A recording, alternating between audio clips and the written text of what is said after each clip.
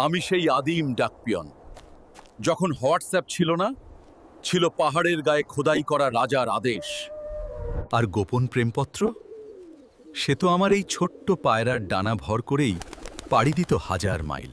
ঘোড়া ক্লান্ত হতে পারে, কিন্তু খবর থামবে না। এক সরাইখানা থেকে অন্য সরাইখানা, এভাবেই আমি পার করি মাইলের পর মাইল। দিল্লির বাদশার হুকুম পৌঁছাতে হবে বাংলায়।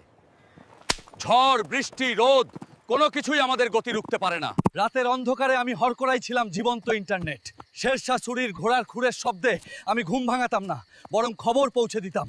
হাতে লণ্ঠন, পিঠে চিঠির বোঝা, আমিই সেই রানার।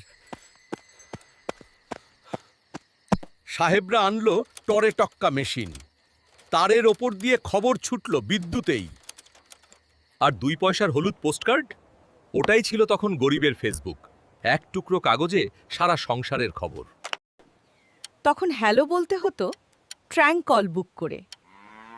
আর প্রবাসের চিঠির গন্ধ, সে তো ছিল 1 মাসের অপেক্ষা। ল্যান্ডফোনের রিং বাজলেই মনে হতো এই বুঝি সুখবর এলো। হলুদ খাম হারিয়ে গেল, এলো ইমেল আর 160 ক্যারেক্টারের SMS। সাইবার ক্যাফেতে বসে ঘন্টার পর ঘন্টা চ্যাটিং, সে এক অদ্ভুত নেশার দিন ছিল। There is no waiting anymore. Everything is instant. No letters, there are blue ticks and voice notes. পৃথিবীটা এখন হাতের মুঠোয়।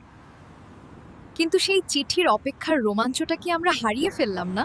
মাধ্যম বদলেছে, কিন্তু মানুষের টানের কোনো পরিবর্তন হয়নি। এটা শুধু তার বা তরঙ্গের গল্প নয়, এটা হৃদয়ের গল্প।